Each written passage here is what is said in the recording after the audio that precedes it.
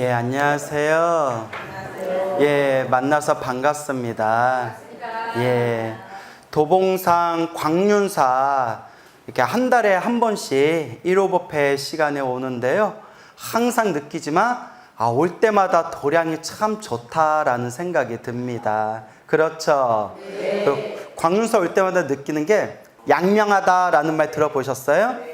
양이 태양양, 그러니까 태양처럼 발달한 뜻이에요.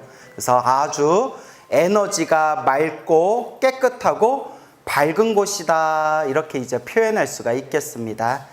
자, 이렇게 좋은 도량에서 우리가 부처님의 가르침을 함께 공부할 수 있다는 것은 정말 큰 복입니다. 그래서 제가 제일 좋아하는 부처님 말씀이 사람으로 태어나기 어렵고 무엇을 만나기 어렵다?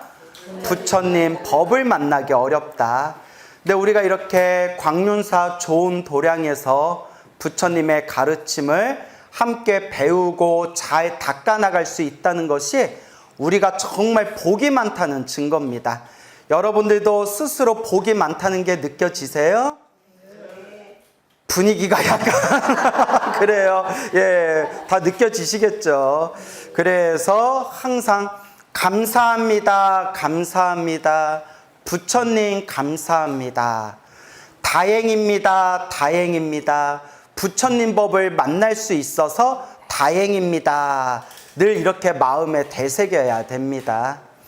100여 년 전에 근대 중국의 4대 고승이라고 불렸던 분 중에 한 분이 인광대사라고 계셨어요. 인광대사 들어보셨나요? 네. 들어보셨구나. 엄청 유명하신 분이에요. 인광대사께서 평생 동안 삭발, 머리 깎은 제자를 두지 않으셨대요. 그리고 항상 당신에게 궁금하거나 질문할 게 있는 분들하고 편지로서 설법을 하셨대요. 그 불자들에게 준 그런 인광대사의 가르침이 남겨진 그 편지들을 모아서 만든 책이 인광대사 문초. 그걸 가장 중요한 내용만 간추려서 책으로 한 권 만든 게 인광대사 가언록이라는 책이 있어요. 그래서 오래전에 우리나라에서 그 인광대사 가언록이라는 책이 번역이 돼서 출간이 됐거든요. 근데 이제 제목이 너무 자극적이라서 별로 안 좋아하는데, 뭐라고 우리나라에서 번역이 됐냐면 화두 놓고 연불하세, 이렇게 이제 번역이 됐어요. 근데 제목이 좀 마음에 안 들어요. 왜냐하면 화두는 화두대로 좋고 연불은 연불대로 좋은 건데, 화두 놓고 연불하세 하면 괜히 쓸데없는 논쟁을 일으킬 수가 있잖아요. 어쨌거나 내용은 좋아요. 제목은 좀 이상하게 졌지만 내용이 참 좋아서 저도 두고두고 옆에 놓고 보고 있는데, 그 우리나라로 그 책이 번역됐을 때 서문을 써주신, 한글 서문을 써주신 어른 스님이 우리 광륜사 청화 큰 스님이세요. 모르고 있었구나. 그랬죠. 예. 그래서 화두 놓고 연불하세 그 책에 지금도 그 앞에 보면 청화 스님이 서문을 쓰신 그 서문이 책에 나옵니다. 그래서 참 내용이 좋아요. 그래서 우리 광륜사하고도 인연이 있는 거죠. 그 인광대사께서 처음에는 유교를 공부하던 선비였대요. 유교를 공부하던 선비였는데 한 10대 중후반에 마가 꼈어요. 마가 꼈다라는 말 들어보셨죠? 인광대사가 어떤 마가 꼈느냐, 옛날 중국 송나라 시대 때 불교가 너무 사람들에게 사랑받다 보니까 그걸 질투하던 유교의 무리들이 있었어요. 대표적인 게 우리 성리학이라고 들어보셨죠? 성리학을 만든 주자라든가 그런 이제 여러 인물들이 있었어요. 그래서 제가 조선시대를 별로 안 좋아해요. 세종대왕도 좋아하고 이순신 장군도 좋아하지만 조선시대 자체는 안 좋아해요. 왜 안 좋아할까요? 너무 불교가 탄압받아가지고. 근데 조선시대 때 불교를 탄압하였던 사상적 뿌리가 뭐냐? 무슨 학? 성리학이에요. 그리고 초창기 고려 말에 성리학자들은 불교에 대해서 그래도 우호적이었어요. 그러다 누가 출연했냐? 정도전이라는 인물이 있어요. 그래서 이 정도전이라는 인물이 불시잡변, 불시가 뭐냐? 부처 불자예요. 불시. 그러니까 우리 부처님을 어이 김씨, 박씨, 이씨 하고 부르듯이 뭐라고 부른 거예요? 불시라고 부른 거예요. 못됐다. 그쵸? 불시잡변이라는 별 말 같지도 않은 글을 짓게 되는데 그 정도전 이후로부터 수많은 그런 신진사대부들이 불교를 막 탄압하기 시작합니다. 근데 사실 불교가 탄압받을 짓도 했어요. 우리가 스스로 반성할 수 있어야 되잖아요. 고려시대 때 불교가 너무 부정부패가 심해집니다. 고려시대 때 도저히 말로 꺼내기도 참 부끄러울 정도로 고려시대 때 불교가 부정부패가 심해지다 보니까 그 업보를 받은 거겠죠. 조선시대 때 이제 불교가 엄청나게 짓밟히게 됩니다. 그 중심에 누가 있었다? 정도전. 그래서 제가 정도전을 싫어해요. 이름이 너무 도전적이야. 예? 자, 그래서 그냥 제 개인적으로 싫다는 거고 예, 정도전 그분도 뭐 나름 뭐 좋으신 분이었겠죠. 그냥 훈훈하게 마무리합시다. 그래서 저는 조선간장도 안 먹어요. 예? 뭐가 싫어서? 조선시대가 싫어서 아줌마 여기 간장 주세요. 여기요? 요 무슨 간장이요? 조선간장이요. 아이 됐어요. 소금 주세요. 나 이래요. 예, 이게 말이야 당나귀야. 예. 자, 이제 웃자고 한 말이고요. 그만큼 이제 불교도 이제 조선시대 때 탄압을 받았는데 인광대사가 15, 16세 때 10대 중후반 때 그 송나라 시대 때 불교를 비방하고 비난했던 주자라든가 그런 사람들의 영향을 받아서 그냥 막아 꼈다고 했죠. 부처님과 불교를 비난하는 글을 막 썼대요. 그러니까 이제 배운 게 그런 걸 배웠으니까 막 불교를 욕하고 불교를 비난하고 부처님을 비방하는 막 글을 쓰다가 눈이 멀어버렸대요. 갑자기. 인광대사 일대기에 나와요. 눈이 싹 멀어버린 거예요. 눈이 안 보이는 거예요. 왜 이러지? 왜 이러지? 그러다가 뭔가 마음에 딱 집히는 게 있더래요. 그 자리에서 부처님께 참회 기도를 올렸대요. 부처님, 부처님을 욕하고 비방해서 죄송합니다.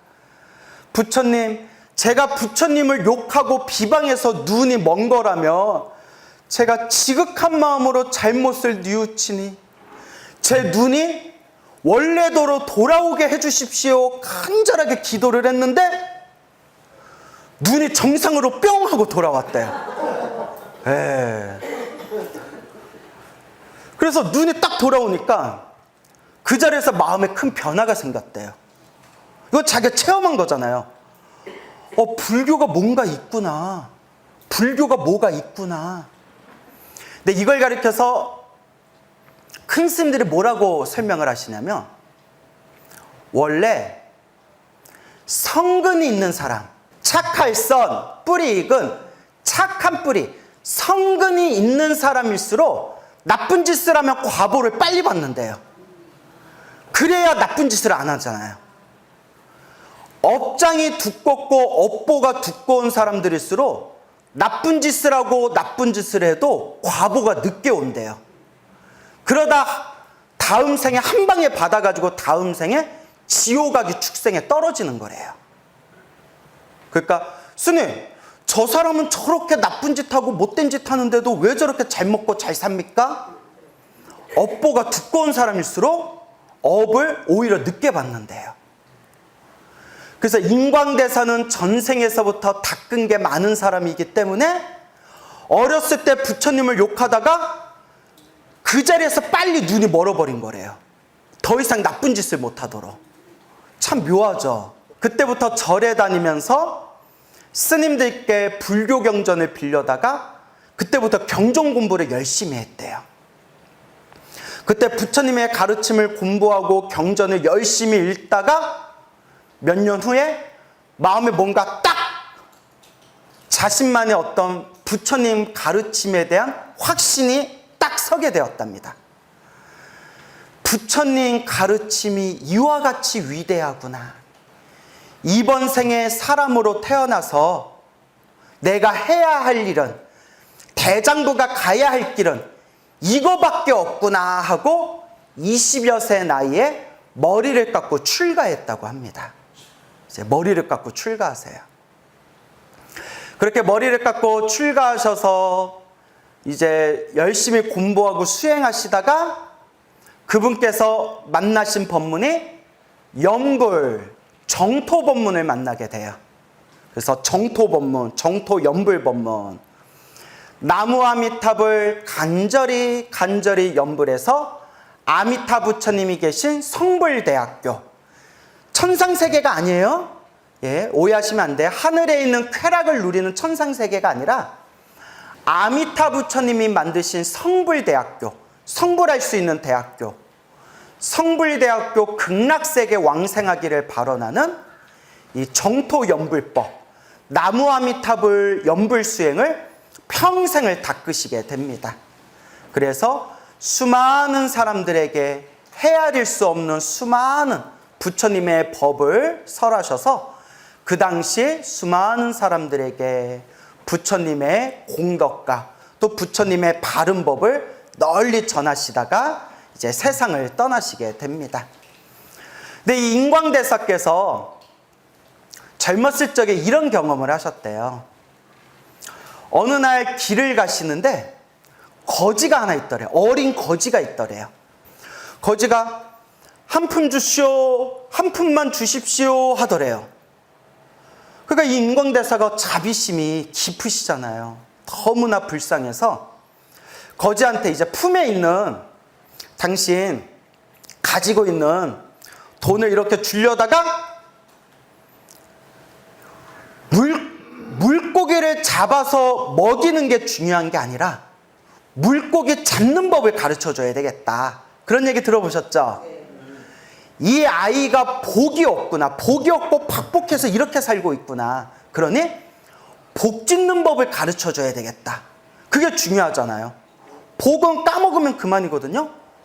복 짓는 법, 공덕 닦는 법을 배워야 하잖아요. 그렇죠, 여러분?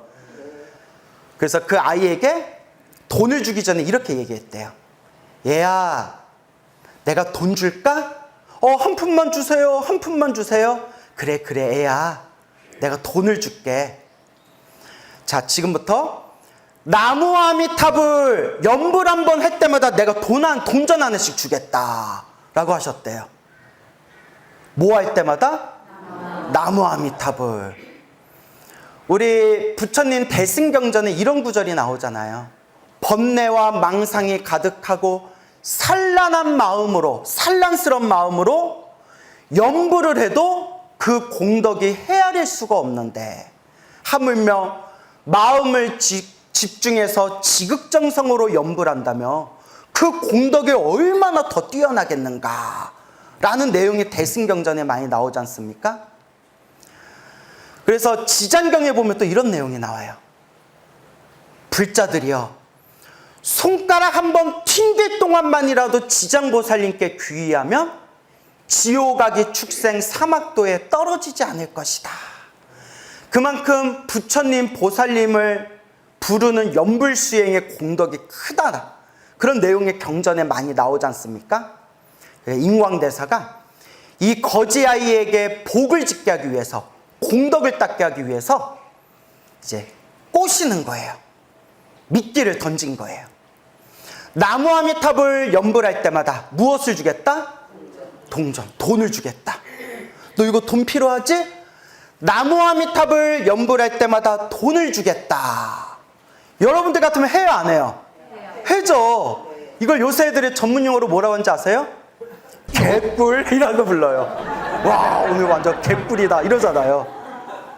완전 대박이죠. 그냥 나무아미탑을 하면 그 돈 주는 거예요. 쓴 돈 떨어질 때까지. 애가 연불을 안 하더래요. 기가 막히죠. 야, 너 돈 필요하잖아. 내가 너한테 뭐 다른 거 하라는 게 아니라 나무아미탑을 연불하면 내가 연불할 때마다 돈을 하나씩 줄게. 빨리 연불해봐. 연불해봐. 그러니까 어버버 하면서 끝까지 연불을 안 하더래요. 얘가 왜 이러지? 얘야, 연불할 때마다 돈을 줄게. 나무 아미타불만 해봐. 나무 아미타불 해봐. 애가 그 자리에서 막 울면서 몸을 막 뒤집고 온몸을 꼬면서도 한 푼만 주세요, 한 푼만 주세요 하면서도 끝까지 뭘 안 하더라? 연불을 안 하더래요. 인광대사가 한참을 바라보다 기가 막혀서 동전 하나 던져주고 그냥 오셨대요. 그리고 하시는 말씀이, 여러분, 이와 같습니다. 정말 복 없는 사람들은 복 지을 방법을 가르쳐줘도 발로 차버립니다. 라는 유명한 말씀을 남기셨습니다. 이게 남 얘기가 아니에요. 누구 얘기예요? 우리 얘기예요. 그래서 여러분들은 그 그지보단 좀 낫다. 그렇죠? 요 좋은 부처님 도량에 또 이렇게 부처님 가르침 공부하려고 이 자리에 모이셨잖아요. 그죠? 그러니까 여러분들 복이 많은 분들이에요. 여러분들은 그래도 착한 뿌리가 깊으신 분들이에요. 근데 이렇게 복이 많은 분들이 또 삐져가지고, 아우 나 이제 절에 안 다닐래, 나 부처님한테 삐졌어, 이러면 업장이 두꺼운 사람들이에요. 예. 찔리는 사람들 있죠. 예. 또 네 그러시네. 예.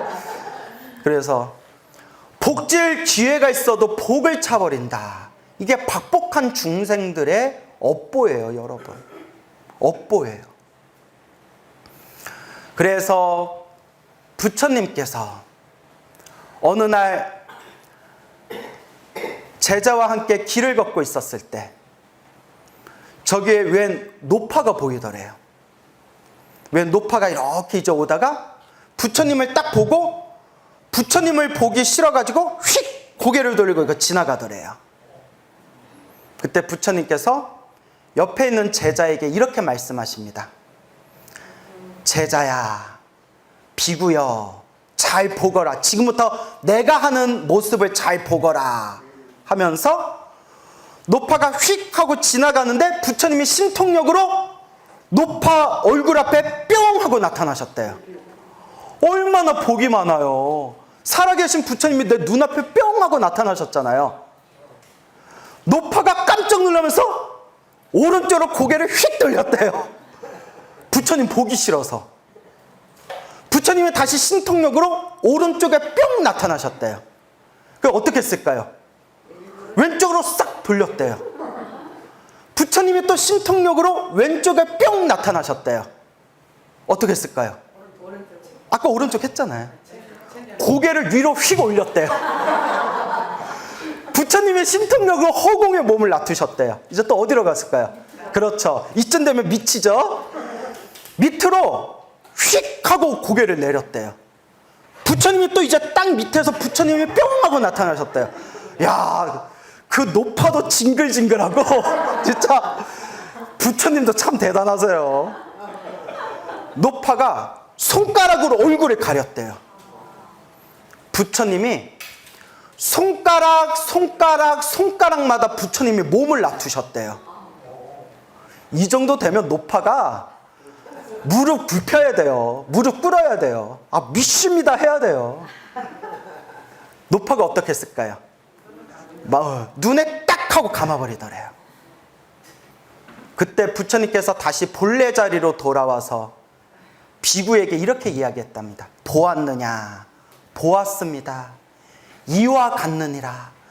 부처님이 이와 같은 지혜와 자비와 신통과 복덕을 갖췄지만 인연 없는 중생은 제도할 수가 없구나 라는 유명한 말씀을 남기셨습니다.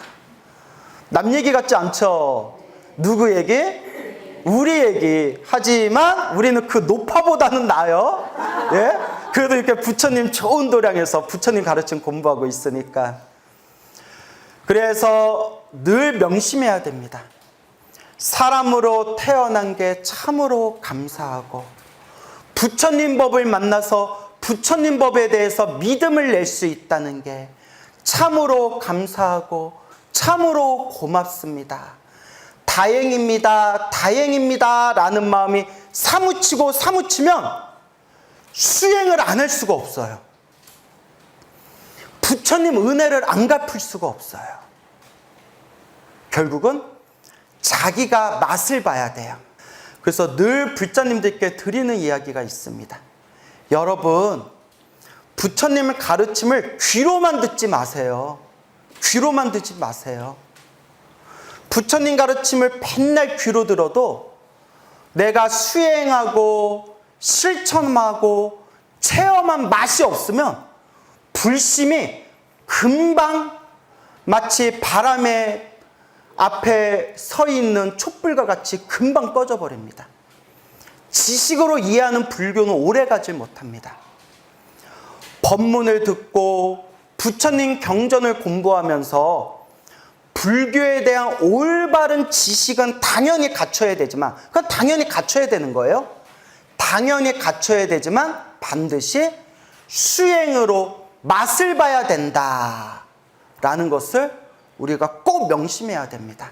어느 노보살님이 계셨는데 평생 이제 결혼해서 애 낳고 집안일하고 일만 하시느라고 절에를 열심히 다니지도 못하셨고 스님들 법문도 많이 듣지를 못하셨어요. 여러분, 요새는 너무나 복이 많은 시대예요. 우리가 이렇게 복 많은 시대에 살고 있어요. 조금만 주변에 관심을 기울이면 부처님 가르침 공부할 수 있는 불교대학이 다 있지. 도저히 불교대학 사찰에 다닐 여건이 안 되면 요새는 인터넷 동영상 유튜브만 딱 키면 유명한 스님들 나와서 온갖 법문 다 들을 수 있잖아요. 그렇죠? 세상에 이렇게 좋은 시대가 어디 있어요. 심지어 큰 스님들 법문 들으면서도 맥주 먹고 치킨 뜯으면서도 스님들 법문 듣는 시대예요. 스님, 광훈 스님, 저는 스님 법문 자주 들어요. 그래요? 아유, 고맙습니다. 근데 스님, 저 좀 찔리는 게 있어요. 뭐요? 저 스님 법문 들으면서 치맥을 많이 먹어요. 그런 얘기는 뭐하러 해? 예. 괜찮습니다. 괜찮습니다. 예, 먹을 때 먹더라도 부처님 가르침 열심히 공부하십시오. 그래서 어느 불자님이 이런 얘기를 하셔요. 오래전 얘기인데, 아버지가 절에를 안 다니셨는데 언젠가부터 불교 TV를 틀어놓고 열심히 들으시더래요.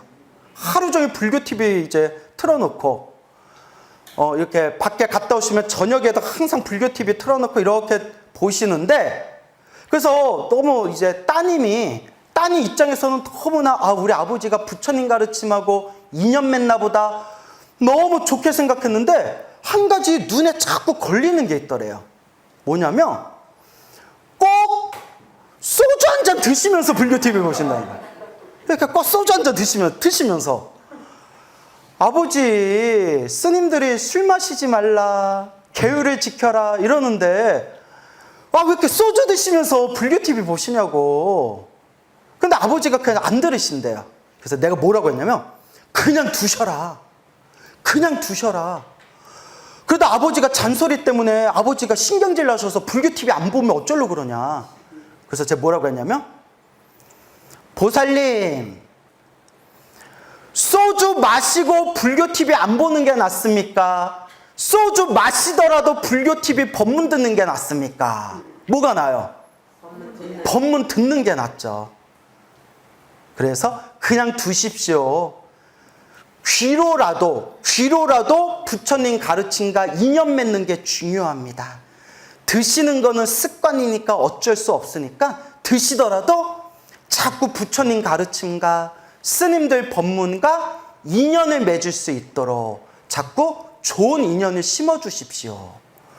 아버지가 불교 TV를 안 보시면 술상 하나 딱 봐드리고 불교 TV 틀어드리고 차라리 소주를 드시더라도 불교 TV, 부처님 가르침 인연 맺게 해주십시오 라고 제가 그렇게 간곡하게 말했습니다.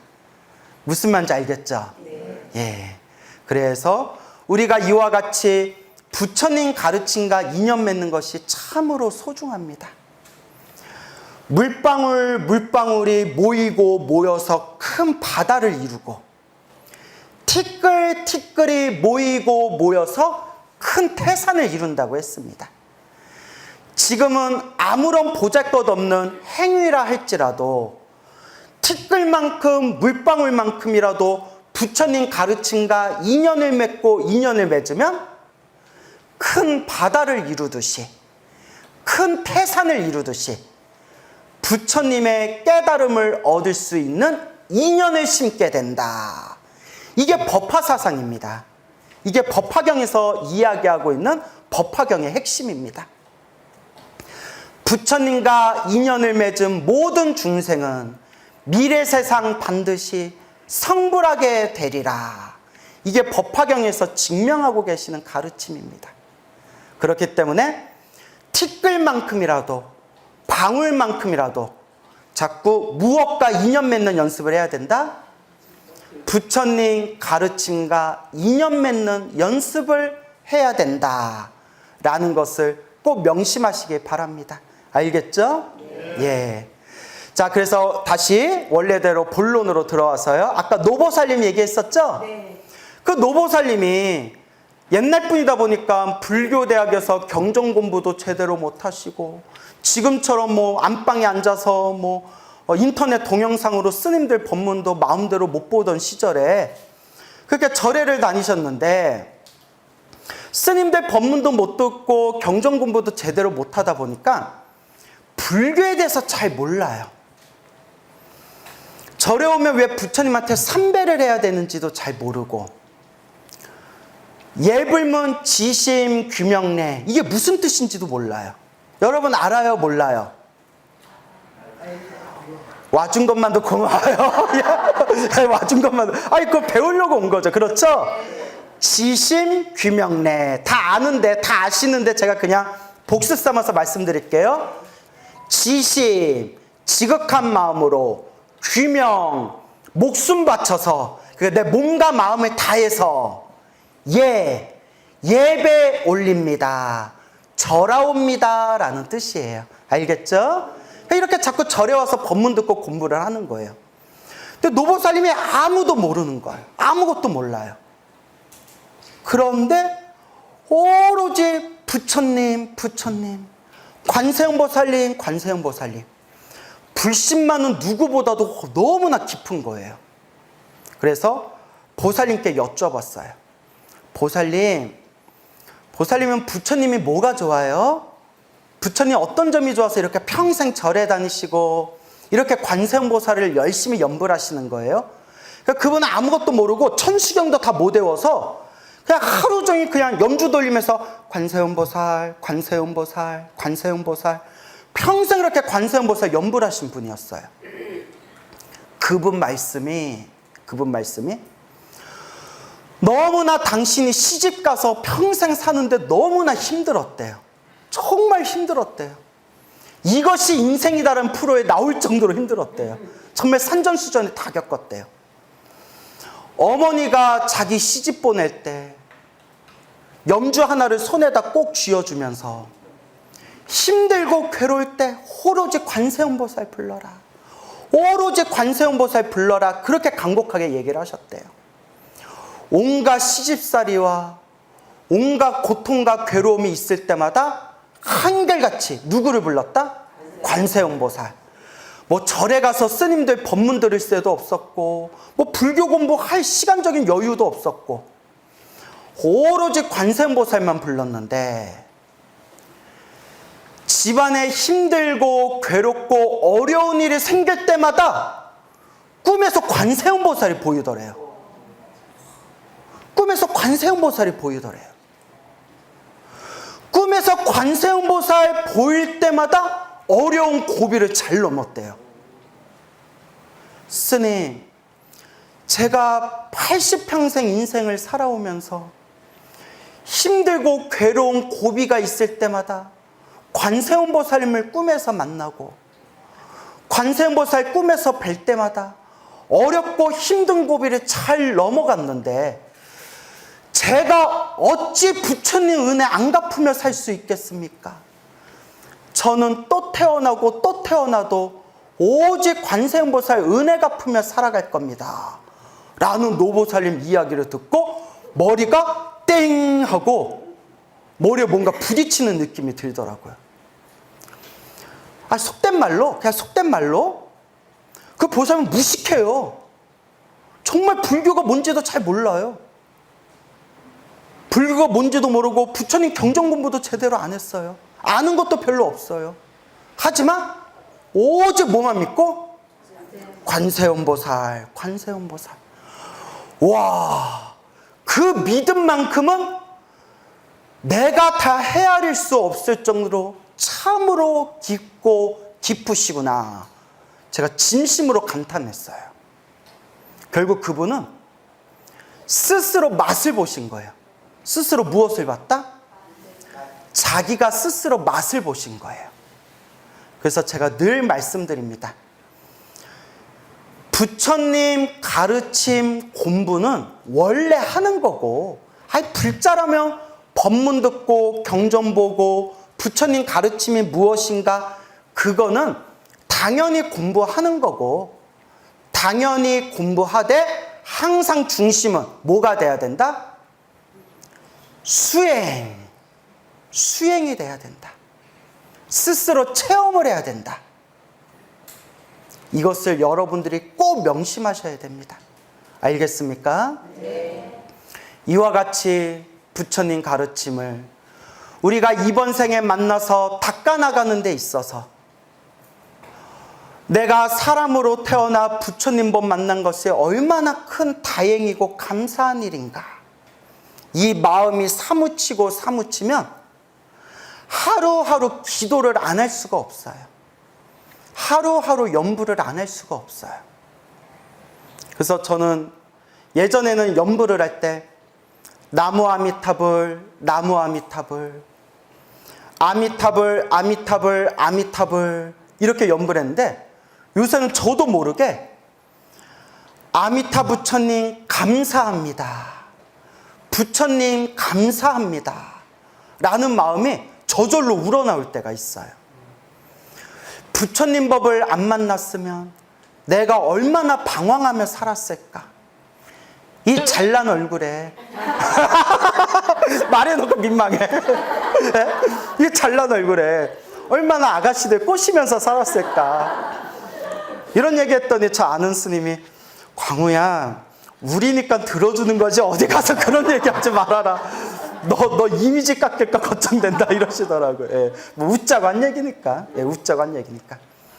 얼마나 우리가 방황하면서 살았을까라는 것을 생각해 봅니다. 그렇죠, 여러분? 그래서 항상 염불 하셔야 돼요. 그래서 제가 불자님들께 이런 이야기를 들어요. 여러분, 우리가 현대 이 일상생활 속에서 너무나 바쁘고 너무나 여러 가지 번다한 일들이 있다 보니까 하루하루 딱 시간을 정해놓고 기도에 집중하기가 힘들다. 그러니 생활 속에서 닦아라. 아침에 딱 일어나면 관세음보살, 관세음보살, 지장보살, 지장보살, 연불부터 시작하는 거예요. 아침에 딱 일어나면서 인생 더럽게 힘드네. 나 더 자고 싶은데. 나 더 잘 거야. 회사 때려칠 거야. 이 그지 같은 세상. 이런 마음으로 시작하는 사람이 있고. 그렇죠. 예, 또 내라 그러세요. 예. 일어날 때 평소에 기도를 많이 한 사람들은, 연불을 많이 한 사람들은 아침에 눈 뜨자마자 테이프가 돌아가는 듯이 연불부터 시작한대요. 그러니까 경험해 본 적 있죠? 그거 봐, 있잖아요. 자, 아시는 불자님도 평생 신묘장구 대단한 일을 독송하셨는데, 아침에 눈 뜨기도 전에 아침에 그냥 잠에서 의식이 딱 깨자마자 저절로 나모라 다나다라 야야, 그게 저절로 돌아간대요. 그 기도가 습관이 된 거예요. 아침에 일어나면 기도로 시작하면서 양치질하면서도 아미타불, 아미타불, 소묘봉벼서도 마음속으로 아미타불, 아미타불, 설거지할 때도 설거지하면서 여러분 무슨 생각해요? 아우, 그지같이 밥도 더럽게 먹네 막 이러면서 설거지하세요? 아니잖아요. 설거지하면서 뭐라고 설거지해요? 아미타불, 아미타불, 관세음보살, 관세음보살. 걸어다니면서도 아미타불, 아미타불, 관세음보살, 관세음보살. 잠잘 때도 아미타불, 아미타불, 관세음보살, 관세음보살. 저 아시는 노보살님은 평생 한 30년 동안 염주를 굴리면서 염불을 하셨는데, 이제는 그러니까 염주를 쥐고 있으면 염불이 저절로 된대요. 그래서 가족들한테 이렇게 얘기하셨대요.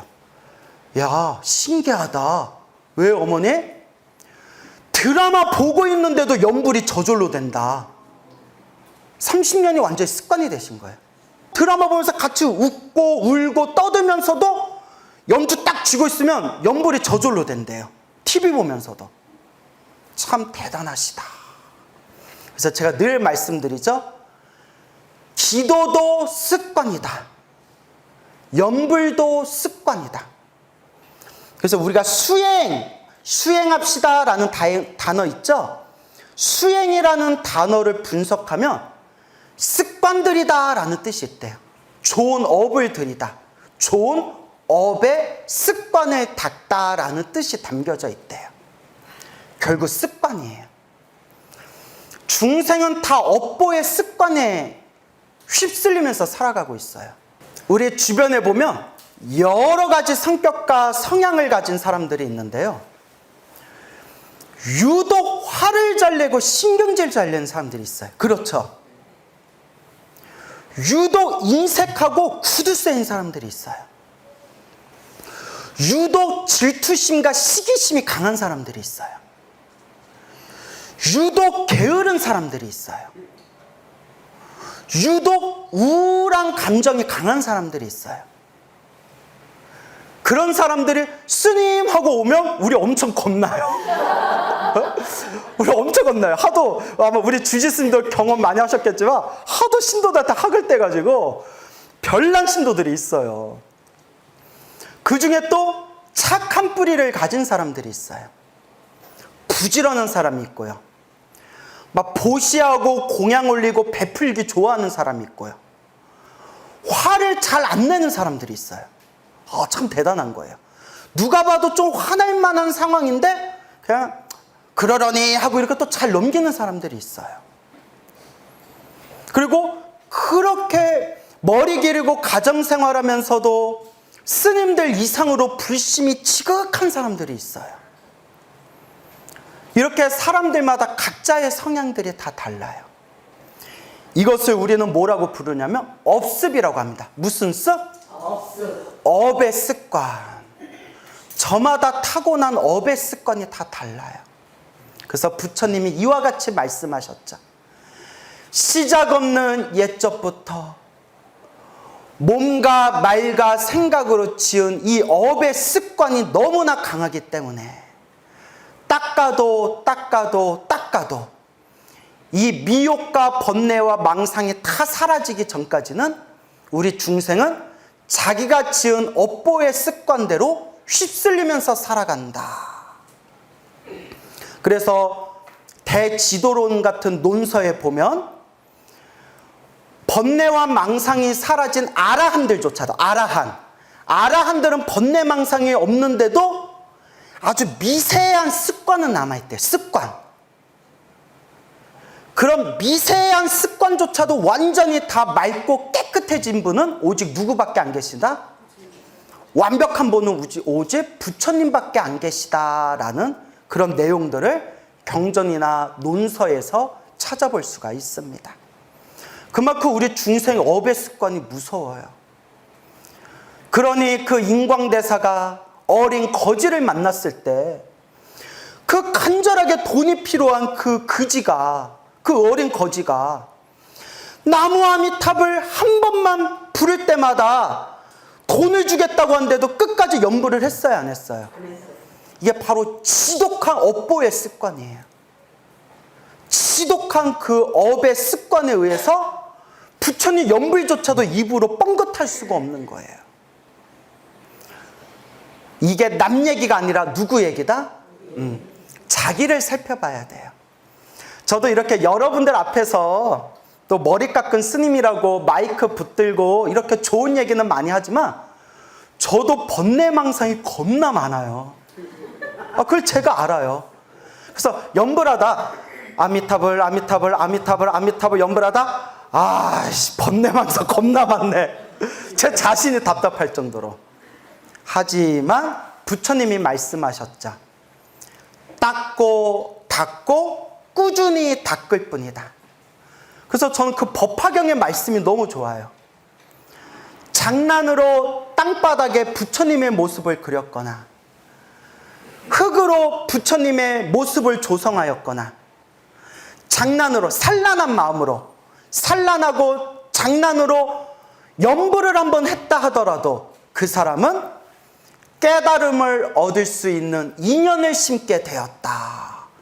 이 부처님의 법화경의 구절을 되새길 때마다 부처님, 제가 지금은 번뇌망상 가득한 업보 중생이지만 그래도 부처님 법을 만나서 이렇게라도 염불하고 부처님 가르친 공부할 수 있어서 참 감사하고 다행입니다 라는 마음이 진심으로 생길 때가 있습니다. 동감하시죠 여러분? 예. 제가 출가를 19살에 했었는데 벌써 내일 모레면 제가 50이에요. 내일 모레까지는 아니지만 예, 계산해보니까 너무 오버했다 야. 예? 이제 얼마 있으면 이제 50이에요 저도. 저보다 훨씬 연세가 지긋하신 어르신들이 계시기 때문에 어르신들께서는 저보다 더 절실하게 마음으로 느끼실 거예요. 세월이 손살같이 흐르는구나. 시간이 손살같이 흐르는구나. 그렇기 때문에 언제 염라대왕이 부를 줄 몰라요. 이게 제 얘기가 아니라 큰 스님들 말씀이에요. 광우야, 이제 나도 하던 일 다 내려놓고 이제 뒷방에 앉아가지고 나도 이제 염불만 해야 되겠다. 아니 왜요 스님? 아직도 하실 일 많으신데 왜요? 염라대왕이 이제 언제 부를지 모를 나이가 되었구나. 근데 가만히 큰 스님 말씀을 들어보니까 저 들으라고 한 얘기더라고요. 광우야, 염라대왕이 언제 부를 줄 모르니 밖으로 그렇게 말만 하고 다니지 말고 염불 열심히 하고 수행 열심히 해야 된다라고 저를 일깨워주는 말씀 같더라고요. 그래서 항상 이 인과법을 무섭게 여기고 내가 지은 업보대로 살아간다라는 것을 꼭 마음에 명심하셔야 됩니다. 늘 부처님께 기도하면서 거룩하신 부처님, 시작 없는 옛적부터 지금까지 살아오면서 알고 지었건 모르고 지었건 몸과 말과 생각으로 지은 모든 업보를 지극한 마음으로 참회합니다. 그리고 기도를 마칠 때마다 항상 모든 중생 다 함께 성불하여지이다. 부처님 감사합니다. 감사합니다. 라는 마음으로 항상 기도의 마무리를 하셔야 됩니다. 그리고 기도만 열심히 해서는 안 돼요. 늘 복을 많이 지어야 돼요. 늘 무엇을 많이 지어야 된다? 늘 복을 많이 지어야 된다. 그래서 저도 많이 부족하지만 조금씩이라도 막 복 지으려고 노력을 해요. 근데 지장경에 보면 이런 내용이 나와요. 음식을 절제하지 못하고 많이 먹는 사람은 다음 생에 박복하게 태어난다. 내 얘기야? 나 오늘도 청국장이 너무 맛있어가지고 밥을 이빠이 2그릇을 먹었거든요. 예? 그래서 또 주지스님이 앞에 앉아 계셔서 주지스님한테 스님 청국장이 너무 맛있어서 그런데 저 밥 한 번 더 먹어도 돼요? 그런데 우리 주지스님이 많이 먹으라고. 그래서 저 잘 먹거든요. 그래서 제가 아는 스님한테 스님 나 어떡해요? 나 지장경보다 상처받았어요. 아 왜? 음식을 절제하지 못하면 다음 생에 박복하게 태어난다. 그러니까 스님이 광우는 괜찮아. 왜요? 광우는 스님들한테 밥을 많이 사서 밥을 많이 산 공덕이 있어서 다음 생에 괜찮아. 이렇게 또 우스갯소리를 하시더라고요. 그래서 자꾸 복을 많이 지어야 돼. 알겠죠? 네. 그래서 꼭 명심하시기 바랍니다. 늘 기도하고 염불하여라. 늘 기도하고 염불하여라. 그리고 항상 내 형편껏 자꾸 복을 주려고 노력해라. 복을 주려고 노력해라. 그 다음에 세 번째가 제일 중요하다고 했죠? 우리 중생은 다 자기가 지은 업의 습관대로 살아가기 때문에 되면 되는 만큼, 안 되면 또 안 되는 만큼 꾸준히 마음을 닦아라. 이 세 가지를 꼭 명심하시기 바랍니다. 기도해라, 복을 지어라, 이 마음을 잘 닦아라. 그래서 여러분들 어련히 매일매일 염불하고 수행을 잘 하시겠지만 항상 매일매일 또 새로운 마음으로 오늘도 요 광륜사 일요일날 이 좋은 도량에서 또 부처님 가르침 공부했으니까 오늘부터 더 한 번이라도 더 염불하면서 여러분들의 공덕을 잘 닦아나가시기 바랍니다. 성불하십시오.